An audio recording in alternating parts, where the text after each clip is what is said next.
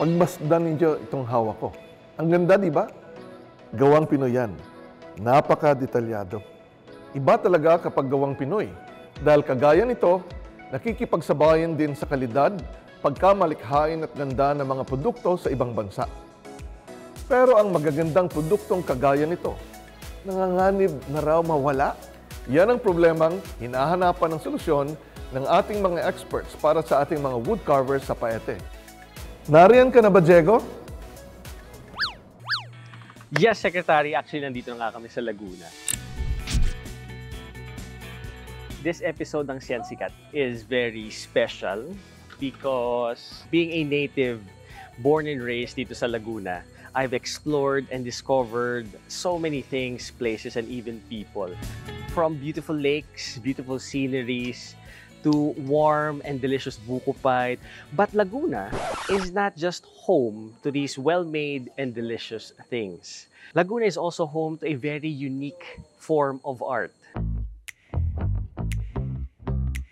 Wood crafting or wood carving. So sa episode ng Sikat ngayon, samahan nyo kami upang kausapin ang mga experts ng DOST upang alamin kung paano nga ba nila ni-research ang mga iba pang alternative woods or wood species para gamitin sa wood carving. So, let's go!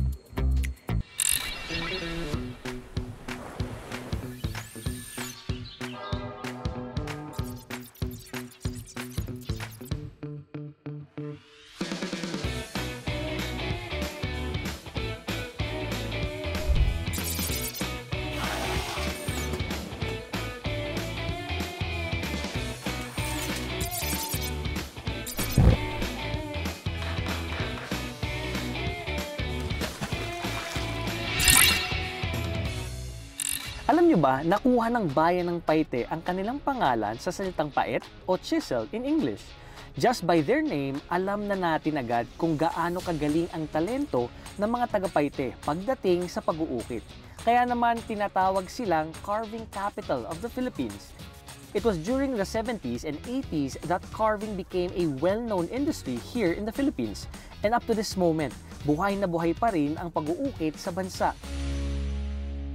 Pero ang kabuhayan ng mga malikhaing mang-uukit ng Paete, tila nanganganib daw.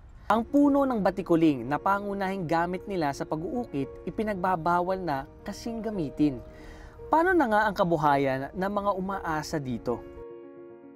Yan ang sama-sama nating aalamin sa pagdayo natin sa kanilang probinsya para kamustahin ang kanilang kabuhayan.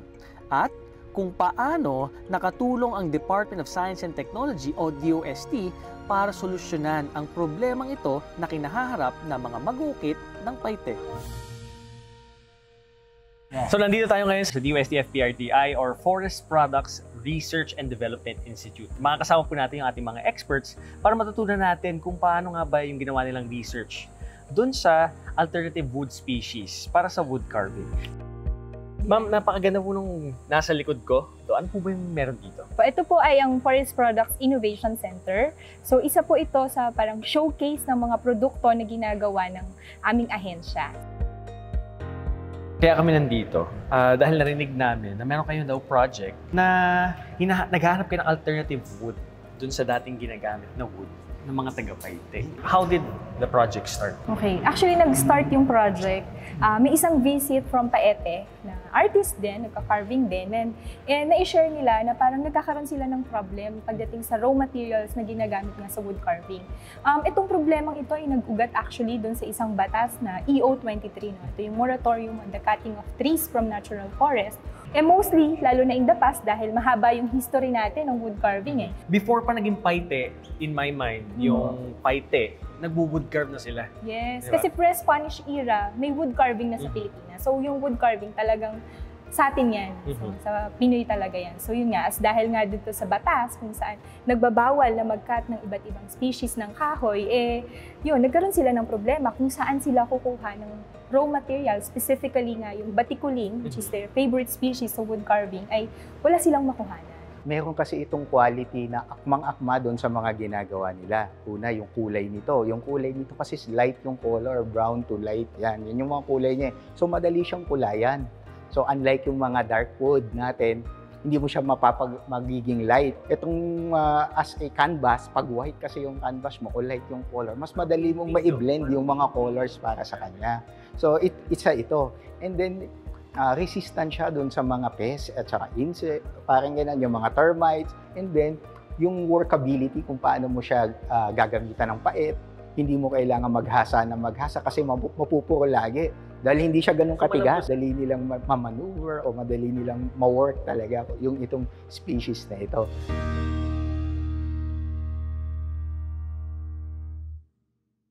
Actually, pag titingnan natin yung batas, hindi lang naman batikuling. Lahat ng puno na naandoon sa ating forest, nalunat ito yung natural doon na tumubo, so ibawal talaga ito kunin. So hindi lang batikuling. Sa batikuling naman, naging consider na siyang endanger dahil kumukunti, nagdi-decrease na yung number niya, lalo na doon sa kagubatan.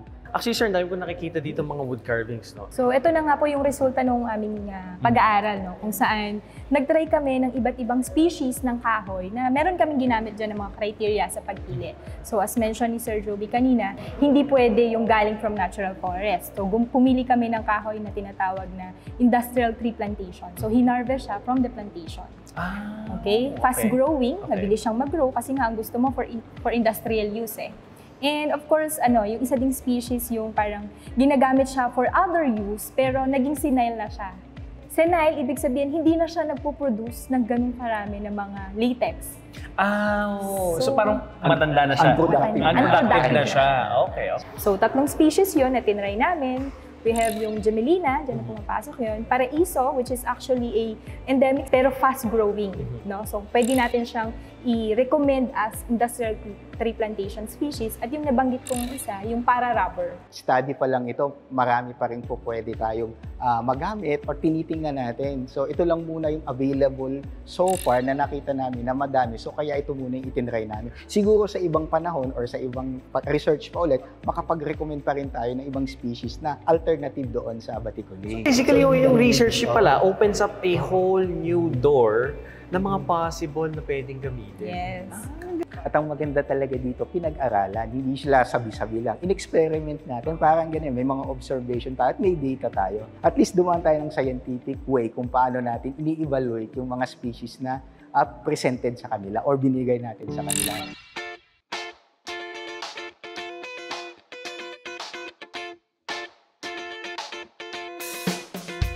Kakakausap lang natin sa ating mga DOST experts and pinakita nila sa atin yung kanilang research of finding alternative wood species para dun sa mga wood carvers natin sa Paite. Ngayon naman, papunta tayo sa Paite para makausap natin si Sir Ramon. So, malalaman natin sa kanya ano nga ba yung pagkakaiba ng batikuling dun sa wood species at ano yung ginagamit nila or the best for the wood carvers. So, again, sit back, relax, and let's go.